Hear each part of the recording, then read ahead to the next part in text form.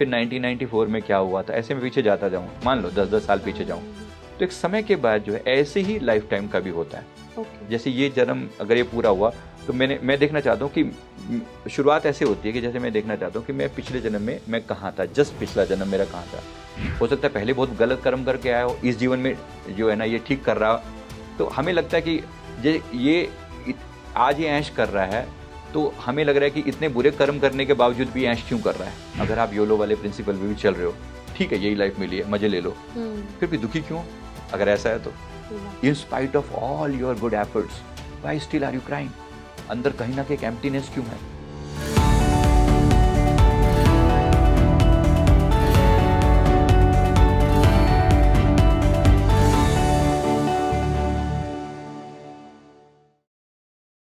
हमें समझ आ रहा है कि YouTube की जनता को और Instagram की जनता को आजकल पास्ट लाइफ रिग्रेशन जैसे कॉन्सेप्ट्स बहुत ज़्यादा इंटरेस्टिंग लग रहे हैं, और आज जो हमारे गेस्ट हैं हमारे साथ वो इसके एक्सपर्ट हैं। Sanjeev ji, welcome to the show. जी, थैंक यू सो मच। तो आपकी थोड़ी सी मैं प्रोफाइल दर्शकों को बता देती हूँ कि ये NLP कोच है, पास्ट लाइफ रिग्रेशन थेरेपिस्ट हैं और माइंडफुलनेस लाइफ कोच। काफ़ी लंबी प्रोफाइल है इनकी, वो हम जब बात करेंगे तो आपको समझ आ जाएगा। तो सबसे पहले मैं आपसे जानना चाहूँगी कि पास्ट लाइफ रिग्रेशन थेरेपी को आज के टाइम में अगर मैं अपनी बात करूँ पर्सनल, मैं किस तरह से यूज़ कर सकती हूँ, अपनी कौन कौन सी प्रॉब्लम्स में सॉल्व कर सकती हूँ उससे? जी, सबसे पहले बहुत बहुत शुक्रिया आपको, आपने कॉल किया इसके लिए। और ये जो टॉपिक है बड़ा इंटरेस्टिंग टॉपिक है। इसमें देखिए सबसे पहले जो बात है कि क्या कौन सी प्रॉब्लम आप सोल्व कर पाते हैं। बहुत से ऐसे क्वेश्चंस हैं जिसके बारे में हमारे मन में क्वेश्चन चलते रहते हैं, लेकिन हम किसी से पूछ नहीं पाते। जैसे एक बहुत बेसिक सी बात है कि मेरा जन्म इसी परिवार में क्यों हुआ, यही मेरे माता पिता क्यों बने, यही मेरे फ्रेंड्स क्यों बने, या ये कंडीशन मुझे क्यों दी गई। कोई फिजिकल बीमारी मुझे है, कोई मेंटल इलनेस है, कोई पर्टिकुलर टाइप की ऐसी कंडीशंस हैं, जैसे फिनेंशियल कंडीशंस हो सकता है कि, या एक पर्टिकुलर रिलीजन में ही मेरा जन्म क्यों हुआ, या इंडिया में ही क्यों हुआ। अच्छा, मैं ये सब जापान आपको पता में, चल जाएगा पास्ट लाइफ रिग्रेशन से? जी, मतलब एक ऑब्वियसली एक चॉइस तो होती है ना कि जैसे आप यहीं क्यों पैदा हुए, सवाल तो होता है ना। मैं अमेरिका में पैदा क्यों नहीं हो गया, व्हाई नॉट, है ना।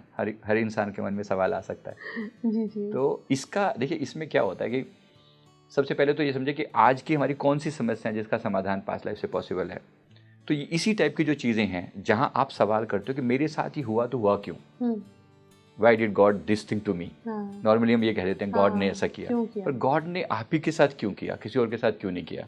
राइट। तो एस्ट्रोलॉजी में कहें तो आपका शनि खराब है, या आपका सूर्य कम है, नीच का है या ऊंच का है, तो मेरे साथ ही क्यों है ऐसा, ये सवाल है ना। इस टाइप के सवालों के जवाब जो है तो मतलब पहले आपको पास्ट लाइफ का समझने के लिए ज़रूरी है कि अगर आप परेशान होंगे, क्योंकि तभी इंसान जाएगा पीछे की। अगर आप बड़े खुश हो अपनी लाइफ में या सब कुछ अच्छा चल रहा है तो आप क्यों जानना चाहोगे कि भाई मेरे को अच्छा क्यों हो रहा है। जब बुरा क्यों होता है तो हम लोग सोचते हैं कि ये बुरा क्यों हो रहा है मेरे साथ। तो अगर जैसे अगर किसी कंडीशन में मैं फंसी हूँ, या कोई इंसान अगर किसी फैमिली इशू में या रिलेशनशिप्स इशू में फंस गया है, तो उसका रिलेशनशिप इतना बुरा क्यों है, या क्यों उसको वही इंसान मिला, ये आप सब चीज़ें जान सकते हैं पास्ट लाइफ से। तो ये कभी आपके सामने ऐसे केसेस आए हैं? मतलब ऑफ कोर्स आपके सामने तो आए होंगे, तो मैं डिस्कस करना चाहूँगी आपसे कुछ आपके क्लाइंट्स, आपके इश्यूज, कैसे कैसे लोग रिलेशनशिप प्रॉब्लम से लेकर आते हैं आपके पास। जी देखिए, जैसे ना एक हमारे पास केस आया था। एक लेडी जो है जिसकी शादी जिस परिवार में हुई, उसको लगता था कि सब उसके एंटी हैं, और बहुत ही हमारे यहाँ जो वर्ड यूज़ करते हैं उसके लिए वो उसने यूज़ किया, मतलब खुसर टाइप के लोग हैं जो थोड़े से परेशान करने वाले लोग। उसने कहा कि ये सारे लोग मुझे मिलकर जो हैं तंग करते हैं। ऐसा लगता है कि हस्बैंड अपनी जगह पर डिफरेंट ढंग से ट्रीट करता है, और जो माता पिता हैं यानी सास ससुर हैं वो अपनी जगह पर हैं। ऐसी देवर जेठ जेठानी, मतलब ऐसा लगता है सारे परिवार मिलकर मुझे टॉर्चर कर रहे हैं। ये लगभग 6-7 महीने तो वो सहती रही। अच्छा। और फिर उसने जब हमसे अप्रोच किया और पूछा कि मतलब ये प्रॉब्लम आई क्यों है, कौन है ये लोग, मेरे साथ ही ऐसा क्यों हुआ। सबसे बड़ी सवाल होता है इंसान का ना, मेरे साथ ही ऐसा क्यों है। तो इसका जो हमने उसका पास करके देखा तो बहुत ही इंटरेस्टिंग फैक्ट सामने आया। पता लगा कि ये जो लेडी आज एकदम बहुत सॉफ्ट है और बहुत ही ज़्यादा सेंसिटिव है, ये पिछले जन्म में एक लुटेरा होती थी। अच्छा। मतलब इस लेडी ने एक लुटेरा होकर, लुटेरे का मतलब कि जैसे किसी को प्यार से लूटना, वे किसी का दोस्त बन गए, थोड़ा सा दोस्ती करके उसको अपने विश्वास में ले लिया और उसको उसका यूज, उसका जो भी उसका रिसोर्स का यूज कर लिया। अच्छा। ऐसा इसने 6, 7, 8 अलग अलग टाइप के लोगों के साथ किया। वैसे तो जीवन में बहुत सारे लोगों के साथ किया, मतलब बहुत, जिसको जहाँ मौका मिलता, किसी जैसे ओल्ड एज की कोई लेडी थी, उसके तुम्हारे पास कोई बेटा नहीं है, मैं तुम्हारी सेवा करूँगा, ऐसा करके उनका बेटा बन गए और उनका एक टाइम आया तो उनका पैसा वैसा लेके निकल गए। तो ऐसा करके एक किसी व्यक्ति के साथ, किसी को ऐसे ही मतलब किसी का बॉयफ्रेंड टाइप बन के भाई मैं तुम्हारा साथ दूंगा और काइंड ऑफ, जब वो टाइम आया तो अपना चीट करके निकल गए। एक को, दो को, तीन को, काम ही यही था, किसी तरीके से पैसा ऐंठो और निकल लो। अब प्रकृति का अपना खेल है, नेचर का अपना खेल है, और वो किसी की सगी नहीं है। मतलब कर्म का जो सिद्धांत है वो इतना टफ है, इतना टफ है कि कोई सोचता है कि कोई सोचेगा मैं कितने भी कानून से हम बच सकते हैं, संसार के कानून से, बट प्रकृति की वो जो, जिसे हम कहते हैं, आपने वर्ड सुना होगा जैसे चित्रगुप्त, एक वर्ड सुना है कि वो उसके पास सारा लेखा जोखा होता है। मेरा ये मानना है कि वो चित्रगुप्त कहीं और नहीं, मतलब हमारे ही अंदर, हमारा जो सबकॉन्शियस माइंड है ना, चित्रगुप्त का मतलब गुप्त रूप से जो चित्र खींच रहा है। मतलब मेरा माइंड को, मुझे तो पता है ना कि मैं क्या गलती कर रहा हूँ, चाहे कोई और जाने या ना जाने, तो वो जो अंदर बैठा हुआ है, वो जो जान रहा है, वही सबकॉन्शियस माइंड चित्रगुप्त बन के मेरे साथ एक तरीके से खेल करता है। क्योंकि मैं किसी और के सामने हिसाब किताब दे रहा हूँ कि नहीं, मुझे नहीं पता कि वहाँ पर कोई यमराज है कि नहीं है, बट समवेयर मेरा सबकॉन्शियस माइंड तो जानता है कि मैंने गलती करी है। और वो पिंच भी करता है, जब पहली बार गलती करो तो पिंच भी करता है, लेकिन जब आप रिपीटेडली एक ही गलती करते रहते हो तो वो शांत होकर बैठ जाता है, भाई इसका तो काम ही हो गया, अभी तो रोज ही ऐसा कर रहा है। लेकिन इसका मतलब ये नहीं है कि जो तकलीफ उसने लोगों को दी है वो भी खत्म हो गई है, बिल्कुल भी नहीं। क्योंकि जिस जैसे ओल्ड एज की लेडी थी, अब उसने पैसा वैसा छीन के, जो उसके बुढ़ापे का सहारा था सब छीन के वो निकल गया। अब ये ओल्ड एज की लेडीज की सास बन के आई बैठी है। जाहिर सी बात है, अब क्यों नहीं वो उसे दुत्कारेगी, क्यों नहीं, उसका पूरा हक है, क्योंकि उसने पूरा लूटा है, उसे पूरा परेशान किया है, दुखी किया है। और वो व्यक्ति, वो लेडी जो उसकी जो लेडी जो है, जिसके साथ उसने मतलब ये कहा कि हम शादी करेंगे, ऐसा करके उसको प्रॉमिस किया और फाइनली उसको डिच करके निकल गया। अब ये उसको परमात्मा ने, देखो, उसको लड़की बना दिया, इसको मेल से फीमेल बना दिया और वो फीमेल से मेल बना दिया उसको, वो हस्बैंड हो गए। अब वही उसको उसी तरीके से ट्रीट करते हैं। अब देखिए ना, ये चांस तो नहीं हो सकता कि संसार में 850 करोड़ लोग हैं, इसी व्यक्ति के साथ शादी क्यों हुई? कहीं और हो जाती, कुछ तो होगा।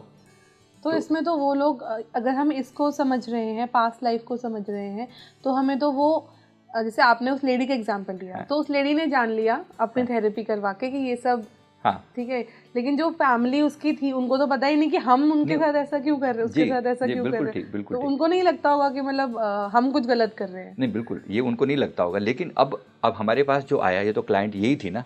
इसने आके जब हमसे कहा कि अब मैं इस कंडीशन में हूँ, मैं परेशान हूँ, बताओ मैं क्या करूँ। हमने उनको कहा कि देखो, आप पहली एक चीज़ ज़रूर करें कि आज से मानसिक रूप से समझ लें कि मुझे इन लोगों को मैंने दुखी किया है, अब अगर मैं कुछ कर सकती हूँ तो इनकी सेवा कर सकती हूँ या इनके अगेंस्ट केस कर सकती हूँ। दूसरा ऑप्शन आपके पास है ही सही कि लड़ लो, केस कर लो, फाइनली एक दिन डिवोर्स हो जाएगा, निकल लो, और क्या हो गया। लेकिन तुम्हारे मन में सवाल सदा रह जाएगा, आखिर मैं ही क्यों। इवन डिवोर्स भी हो गया तब भी तुम्हारा मन तो वही कहेगा ना, आखिर मेरे साथ ऐसा क्यों हुआ। तो ये सवाल का जवाब आज जरूरी है। तो इस लेडी को फिर हमने इसने कहा कि मैं क्या करूँ। मैंने कहा कि आप डेली बेस पे इनकी सबकी दिल से सेवा करो और मानसिक रूप से सबसे माफ़ी मांगो। इसके लिए 3-4 लाइनों के एक होपोनोपोनो प्रेयर कही जाती है, जिसे ये प्रेयर सिंपली, इसमें 4 लाइनें हैं कि I am sorry, please forgive me, thank you and I love you. ये 4 लाइनें कही जाती हैं। किसी भी व्यक्ति के बारे में अगर आपका रिश्ता किसी के साथ भी खराब है तो मानसिक रूप से उस व्यक्ति के साथ कनेक्ट करके, भाई I am sorry, please forgive me, thank you and I love you. इसमें कुछ भी और मतलब कुछ भी अलग वो नहीं है ये छोटी सी सेंटेंस, लेकिन इस 4 लाइनों को बोलने से आपकी हार्ट टू हार्ट जो नेगेटिविटी थी ना, पहले दिन आपको शायद ना समझ में आए, दूसरे दिन ना समझ में आए, 3-4 दिन के अंदर अंदर आप पाएंगे कि वो जो कड़वाहट थी ना, वो जो एक दूसरे के प्रति जो नेगेटिव भाव था कि मारने मराने वाला, ये भाव अपने आप खत्म होता चला जाएगा। ये एक आज की बात नहीं है, ये लाखों करोड़ों लोगों का एक्सपीरियंस है। अच्छा, नेट पे आप देख सकते हैं, हो पोनो पोनो प्रेयर के नाम से, हो पोनो पोनो प्रेयर। ये हवाई आइलैंड की भाषा है, हवाई आइलैंड से वहाँ से आई है। उसको ये लोग माफ़ी प्रार्थना अपनी भाषा में बोलते हैं, हो पोनो पोनो उनकी भाषा है ये। लेकिन आज पूरे वर्ल्ड में 4 लाइनें पॉपुलर हो गई, आसान है बिल्कुल। I am sorry, please forgive me, thank you and I love you. इस लेडी ने किया, अच्छा। Finally she did that. इसने कहा कि ठीक है भैया, मैं आपकी बात मानती हूँ। और इसने करीब करीब 7-8 महीने लगातार इसने कहा कि एक बार तो अब जब आ ही गई हूँ, मरना मराना जो भी है यहीं पे है, देखते हैं। तो हमारे यहाँ तो कंसेप्ट यही है कि अब उसने जब सेवा करनी शुरू करी, अब मन से ये कड़वाहट निकाल दी कि ये मेरे कोई एंटी है, दुश्मन है, मैंने इनकी सेवा करनी है, कोई दुश्मन नहीं है मेरे। वो वाली कड़वाहट हटा के लगभग 1.5-2 साल के बाद फिर इसका हमारे पास फ़ोन आया, तो बात की। इसने कहा कि भैया बहुत सब कुछ बदल चुका है। अच्छा। Things have changed a lot. वही लोग जो मेरे एंटी थे, जो बिल्कुल जली कटी सुनाया करते थे, उल्टी सीधी बोलते थे, गालियाँ सुनाते थे, ये सब शांत हो गए हैं। और they are very happy with me. अब चीज़ें लग रही हैं कि चीज़ें ट्रैक पर जा रही हैं। तो मुझे लगता है कि इस चीज़ ने बहुत काम किया है। तो मतलब आपका कहने का मतलब ये कि अगर लाइफ में हमारी जो प्रेजेंट लाइफ है उसमें हमारी किसी के साथ, लाइक हमारे बॉस, हमारे बच्चे के साथ, हमारी कपल में फ्रेंड्स के साथ या इन लॉज के साथ या अपने पेरेंट्स के साथ नहीं बन रही है या बहुत ज़्यादा बन रही है, तो इसका मतलब है कहीं ना कहीं वो आपका पास्ट, हाँ, कार्मिक रिलेशनशिप जुड़ा हुआ है उनके साथ। तो अगर आपकी नहीं है तो मतलब आप कुछ ना कुछ तो गड़बड़ करके आए हो। डेफिनेटली। तो वो गड़बड़ दोनों की साइड से हुई होगी। वो तो आप जाके थेरेपी ने आपने ले ली तो आपको पता लग गया। हो सकता है जो इंसान गलत कर रहा है लास्ट टाइम में उसने कुछ गड़बड़ करी हो आपके साथ। जी, ये तो बात भी है। ये हम, लेकिन जो झेलना है वो हमें ही झेलना है थेरेपी में। तो किसी को पता लग जाए कि हम पास्ट लाइफ में हम ये थे, तो वो तो दिमाग में बैठ जाएगा उसके कि यार मैंने ही गलत किया था, मैंने ही गलत किया था, ये मेरे ही कर्म है, मैंने ही किया था। तो सुधरना भी तो जरूरी है ना। बट कहीं ना कहीं डिमोरलाइज नहीं करता? नहीं, ऐसा भी नहीं है। देखो, आप कहीं ना कहीं अपनी गलती तो समझोगे ना। आखिर जब आप ये सवाल कर रहे हो कि मैं ही क्यों, मैं ही विक्टिम क्यों बना, मुझे ही सारी चीज़ें, सारे दुख मेरे ऊपर क्यों, तब भी तो आप सोच ही रहे हो ना आखिर हुआ क्या था। एक तो आपके क्वेश्चन का आंसर मिल गया कि हुआ ये था। दूसरी बात ये भी तो है ना कि आपको सोल्यूशन मिल गया। अगर मेरा जाता क्या है, अगर मैं एक माफ़ी प्रार्थना कर लेता हूँ, मेरा क्या जाता है? ठीक है, मैं मांग लेता हूँ माफ़ी, कोई बात नहीं। पर लोग माफ़ी भी नहीं मांगना चाहते। पहली बात तो लोग, अच्छा ये उसने मेरे साथ बुरा किया तो मैं उसे छोड़ूंगा नहीं। अगर आप एनिमिटी वाले मूड में ही हो तो जिंदगी भर लड़ते रहो, फिर क्या हो जाएगा? आपने उसका बुरा किया इस जीवन में, अगली बार वो आपका बुरा करेगा, उससे अगली बार आप फिर बुरा करोगे। एंडलेस साइकिल है। आखिर ये साइकिल ब्रेक कब होगा? ब्रेक तभी होगा जब आप में से कोई एक व्यक्ति थोड़ा सा स्पिरिचुअली मैच्योर हो जाएगा, कहेगा भाई मैंने माफ़ कर दिया, और मैंने अपनी गलती, मेरी गलती थी तो मैंने माफ़ी मांग ली, और इसकी गलती थी तो मैंने माफ़ कर दिया। झगड़ा तो तभी खत्म होगा ना। सोचिए, संसार में भी तो यही होता है ना।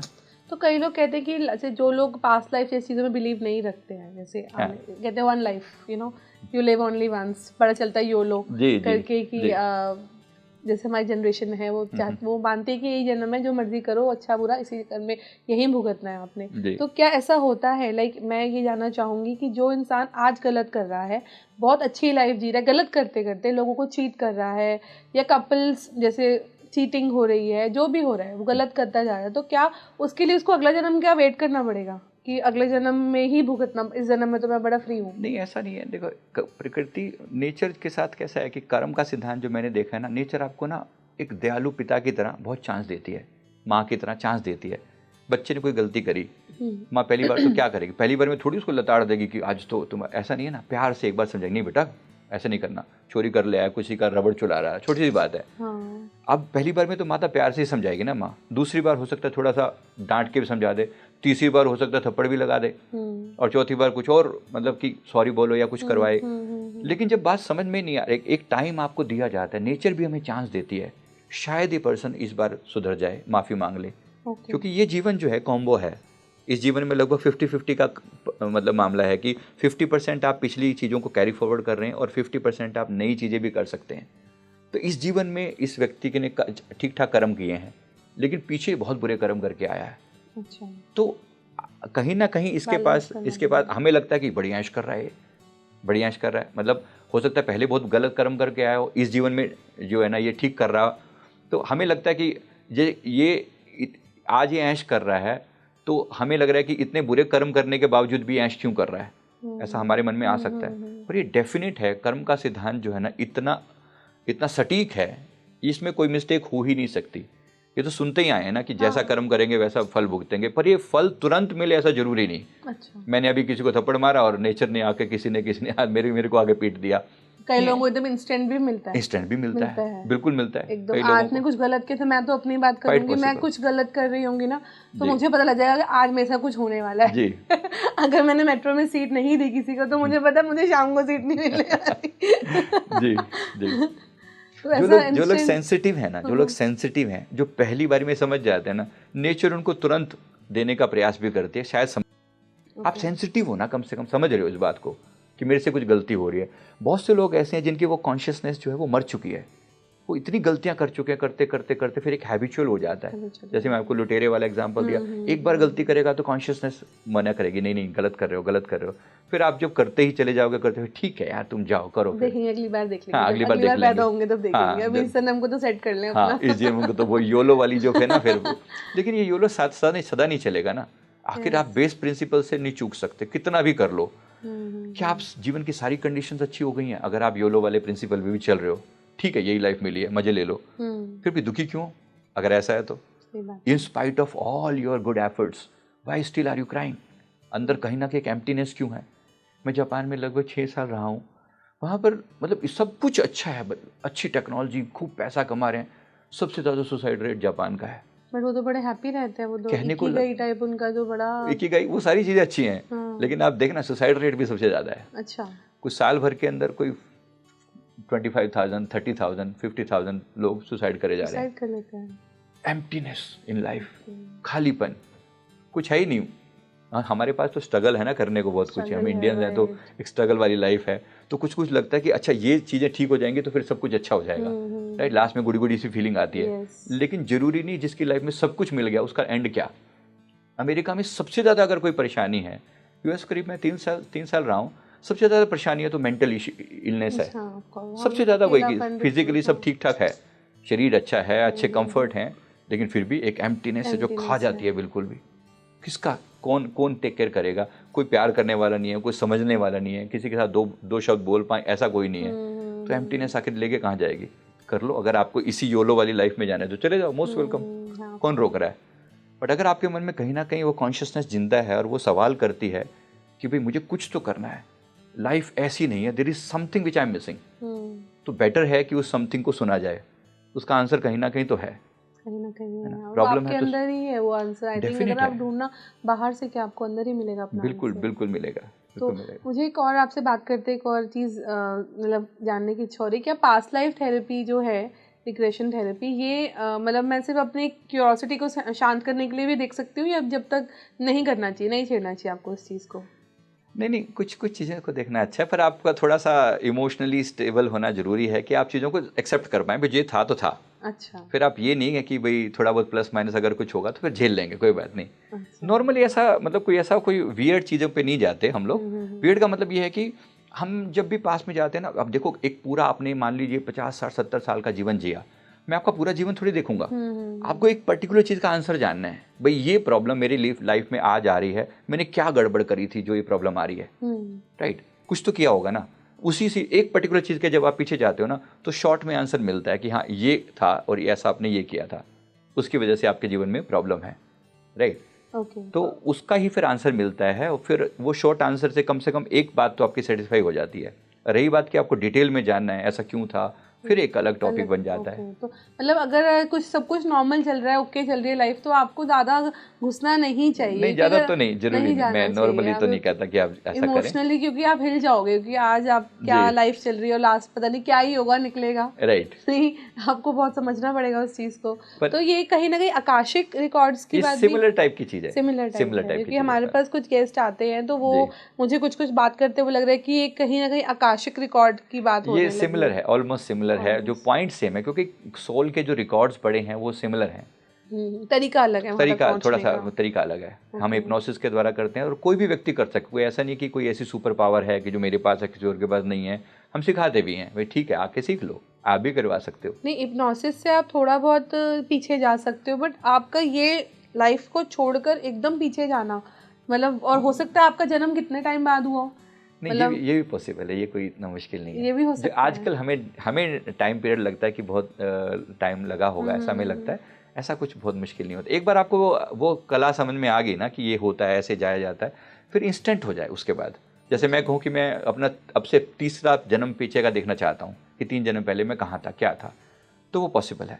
अच्छा, जैसे मैंने अपने 30 लाइफ टाइम्स देखे हैं पीछे जाकर, अलग अलग 30 लाइफ टाइम्स आपने खुद अपने आप ऊपर किया था हिप्नोसिस? हाँ, मैंने अपने लिए खुद किया, क्योंकि मैंने फिर उस चीज़ को सीखा पहले। अच्छा। दूसरों को सिखाते फिर खुद के ऊपर भी बहुत सारी चीज़ें अप्लाई करी। अच्छा। तो फिर उसमें बहुत सारी चीज़ें देखी, तो उसमें बहुत चीज़ें समझ में भी आती हैं। जैसे क्वेश्चन शुरू में पैदा होता था कि मेरा संस्कृत के प्रति बड़ा लगाव था। संस्कृत के श्लोक ऐसा दिल करता था कि सुनो इनको। क्यों था मुझे नहीं पता, बचपन से ही था। फिर देखा कि किसी समय में मैं बनारस में, काशी में एक पंडित हुआ करता था और खूब इनके प्रचार किया करता था, एज टीचर भी था, मतलब लोगों को पढ़ाया करता था। तो ग्रंथों के बारे में, गुरुवाणी के प्रति बहुत अट्रैक्शन था, गुरु नानक देव जी के प्रति बहुत अट्रैक्शन था, ऐसे अलग अलग देवी देवताओं के प्रति। तो जब पीछे हिस्ट्री चेक करके देखी तो पता लगा कि इन सब के साथ मेरा कहीं ना कहीं माइंड कनेक्शन जो है वो रह चुका है। तो एक सेटिस्फेक्शन होता था कि अच्छा मैं इनके साथ भी रहा हूँ, कभी मैंने कभी इनकी भी सेवा करी है, मैंने कभी ये भी किया है। तो एक नए नए डायमेंशन भी खुलते हैं। ऐसा नहीं कि सिर्फ एक ही चीज़ है कि मैं परेशानी ही ढूंढ रहा हूँ, पॉजिटिव पार्ट भी है। बहुत से टैलेंट्स हैं जो वर्क किया। जैसे मैंने बुक लिखने का मेरे को कोई भी दूर दूर तक लेना देना नहीं था, पर पता लगा कि जब मैं पंडित था तो मैंने बुक्स भी बहुत लिखी थी। अच्छा। तो उस समय की मैंने कहा यार आपको इंस्पिरेशन मिली वहाँ से कि अगर मैं तब लिख सकता तो मैं अब क्यों नहीं लिख सकता, व्हाई नॉट। फिर तो ये भी एक के बाद भी 7 किताबें लिखी हैं अलग अलग, तो अभी तो और भी चल रही हैं। तो ये कि बहुत सारे ऑप्शन भी खुलते हैं पास्ट लाइफ में, और भी बहुत कुछ पता चलता है। तो पास्ट लाइफ का जो तरीका है जानने का, मतलब वो उसको आप कैसे किसी को लेकर जाते हैं पास्ट लाइफ तक? मैं इसका बहुत ही सिंपल तरीका, एक तरीका का हिप्नोसिस है। मतलब स्टेप बाय स्टेप पूरी बॉडी को रिलैक्स करवाया जाता है और बाहर का हिलना डुलना ख़त्म करके फिर उसके बाद कहा जाता है कि आप अपने अवचेतन की गहराइयों में उतरे हो, क्योंकि सारे रिकॉर्ड हमारे सबकॉन्शियस माइंड में ही हैं। तो सबकॉन्शियस माइंड पे एक बार हम उस डेप्थ में पहुंच गए तो आपको अपने अंदर से ही चीज़ें विजिबल होनी शुरू हो जाती हैं। हमें फिर कहते हैं कि अब आपको यहाँ से आप अपना पास्ट लाइफ देख सकते हैं। अच्छा। तो इस पॉसिबल, तो उसके बाद आप देख सकते हैं। तो और उसके पीछे मतलब जैसे आपने बोला कि अपन 30 आपने देखे हैं, तो एक को छोड़कर जब पीछे जाना होता है तो फिर आपको? जी बिल्कुल सिंपल सी बात है। जैसे इस लाइफ आप सिंपल कह रहे हैं, मेरे को सिंपल नहीं लग रही है, आपके लिए सिंपल होगा। मैं तो खुद समझना चाह रही हूँ कि ये कैसे पॉसिबल है। जैसे आप अभी इस लाइफ को देख रहे हैं फॉर एग्जाम्पल, तो व्हाटएवर, जैसे मान लो अब जितनी भी हमारी एज है, तो मैं अब से 10 साल पहले की कोई बात याद करना चाहता हूँ तो मैं क्या करता हूँ नॉर्मली, मैं ऐसा करता हूँ ना, यार 10 साल पहले क्या था। अभी जैसे 2024 चल रहा है तो 2014 में मैं कहाँ हुआ करता था, क्या था, ऐसे जब मैं याद करता हूँ तो धीरे धीरे वो मेमोरीज आने लग जाती है ना, कुछ ना कुछ तो होगा ना ऐसे। तो ये तो सिंपल है। अब मैं और पीछे जाऊँ कि चलो 2004 में मैं देखता हूँ 2004 में क्या हुआ था, फिर 1994 में क्या हुआ था, ऐसे मैं पीछे जाता जाऊँ, मान लो 10-10 साल पीछे जाऊँ, तो एक समय के बाद जो है ऐसे ही लाइफ टाइम का भी होता है। जैसे ये जन्म अगर ये पूरा हुआ तो मैं देखना चाहता हूँ कि शुरुआत ऐसे होती है कि जैसे मैं देखना चाहता हूँ कि मैं पिछले जन्म में मैं कहाँ था, जस्ट पिछला जन्म मेरा कहाँ था। अब जैसे ही मैं ये सवाल करता हूँ तो नेचर के पास तरीका है, उसके पास तो सारे रिकॉर्ड पड़े हैं ना, तो वो रिकॉर्ड मेरे सामने लाकर खड़ा कर दिया जाता है। मैं देख पाता हूँ कि पिछले जीवन में मैं इस टाइप से इस रूप में मैं हुआ करता था। तो अपने खुद का अटायर दिखता है कि हम कैसे होते थे, कैसे कपड़े पहने हुए, कैसा चेहरा था, ये यहाँ जन्म हुआ, ये माता पिता थे, ये गाँव, ये माहौल, ये वाली भाषा, ये इस टाइप का। फिर उस लाइफ की मेजर घटनाएं क्या थी, क्या क्या हुआ था उसमें, अकॉर्डिंगली फिर कुछ आपको थोड़ा सा आइडिया लगता है वहाँ से ऐसे। तो एक लाइफ टाइम आपने जिया। अगर मैं इसी में एक संकल्प डालूं कि मैं इससे भी पिछले जन्म में जाना चाहता हूँ तो वो कोई बहुत मुश्किल नहीं है, बस इतना कहना ही से हो जाता है वो। यानी कोई नेचर ने ऐसा ब्लॉक नहीं करके रखा हुआ। हाँ, पिछले जन्म की मेमोरीज को जरूर ब्लॉक किया हुआ है। नॉर्मली आप कोई व्यक्ति सोचना चाहे कि मैं पीछे जाके इस जीवन की, तो आपको सारी बातें याद आ जाएंगी। अब हो सकता है आपको 4 या 5 साल की एज तक की सारी बातें याद रहें, उससे पीछे आपको याद नहीं रहता नॉर्मली, क्योंकि मेमोरीज बहुत वीक कर दी जाती हैं। जितना मैंने जाना है, एक नेचर जानबूझ के ब्लॉक ही करके रखती है पिछली मेमोरीज को, पिछले जन्म की, क्योंकि नॉर्मली वो आपके लाइफ को डिस्टर्ब नहीं करना चाहती। क्योंकि अगर आपको कोई ऐसा फैक्ट पता चल जाए अपने बारे में क्योंकि जो डिस्टर्बिंग हो, जो शायद आप ना सुनना चाहो, तो नेचर नॉर्मली ब्लॉक करके रखती है, और अच्छा ही है। बट कभी कभी जब आप बहुत उसमें क्यूरोसिटी होती है कि आखिर इस समस्या का कारण क्या है, then you are allowed to go. तो ये कुछ वैसा ही है कि एस्ट्रोलॉजी में जैसे आपका जब आप पैदा होते हो तो जो आपका चार्ट बनता है तो प्लैनेट्स डिसाइड करते हैं आपकी ये लाइफ कैसी रहेगी। तो वो प्लैनेट्स ये डिसाइड इसलिए कर पाते हैं क्योंकि आपका पास्ट लाइफ देख के डिसाइड होता है। आप ऐसे ही कह सकते हैं। मेरा ये मानना है कि प्लैनेट, जिसे आप कह रहे हो कि प्लैनेट डिसाइड करते हैं, मेरा ये मानना है कि वास्तव में डिसाइड तो आपके कर्म ही करते हैं। कर्म ही प्लैनेट्स बन के आते हैं कि अगर आपने किसी को बहुत परेशान करा है तो आपके प्लैनेट्स कुछ आपका चार्ट ऐसा बनेगा कि जो आप यहाँ इस जन्म में परेशान हो रहे होंगे। ऐसा ही तो ऐसा होता है कुछ, बिल्कुल ऐसा ही है। तो ये तो मतलब सब कुछ इंटरकनेक्टेड है, मतलब कुछ भी अलग नहीं है। सुनने में तो वैसा लग रहा है कि बड़ा ही मेस्मराइजिंग सा हो रहा है कि कैसा कैसे हो रहा है। मतलब हम लोग तो बहुत छोटे हैं ये सब कुछ समझने के लिए, बहुत डीप चीजें हैं ये लोग जी। तो एक और बात बताइए कि जो पास्ट लाइफ में जब इंसान चला जाता है तो कभी जैसे आपने बोला कि 4 जन्म 5 जन्म, तो इसको अगर कोई वहाँ से अटक मतलब मेमोरी आपकी वहाँ पे स्टक हो जाए तो फिर कैसे उसको निकालना पॉसिबल है? ऐसा कुछ भी नहीं है कि आप नहीं निकल सकते, सब निकल जाते हैं, कोई बहुत मुश्किल नहीं होता उसको। कमांड देखो, आखिर मैं ही लेके गया हूँ ना, मतलब एक थेरेपिस्ट के पास इतनी पावर तो है कि अगर वो पीछे ले जा सकता है तो वो ला भी सकता है। तो थेरेपिस्ट पे ही डिपेंड करता है ये डिपेंड करता है, जाहिर सी बात है। इसीलिए इसको हम ऐसे नहीं कह सकते कि आप खुद ही कर लो, जाओ। और या तो फिर गलत इंसान के पास चले गए तो फिर आपके साथ मेमोरी थोड़ी बहुत समस्या हो सकती है, राइट? क्योंकि ये तो चीजें बहुत रिस्की हैं अगर हाँ मतलब है तो सही, पर इतना भी नहीं, ऐसा भी नहीं है कि कोई बहुत बड़ा डिजास्टर हो जाएगा। आखिर क्या पता लगेगा आपको बारे में? कुछ नॉलेज पता लग जाएगी, कुछ प्लस और कुछ माइनस हो सकता है। ये आपके हाथ में होता है कि आप क्या बताना चाहते हैं उन्हें, कि अब कुछ भी जो खुद इंसान जब पहुंच गया नहीं ऐसा नहीं। हम जैसे डायरेक्शन देते हैं कि भाई जैसे आज आप किसी पर्टिकुलर समस्या से परेशान हो, हम उसी समस्या को लेके पीछे जाते हैं और वही इंसिडेंट दिखाई पड़ता है कि मैंने ऐसी क्या गलती करी थी जो ये प्रॉब्लम मेरे जीवन में आई है।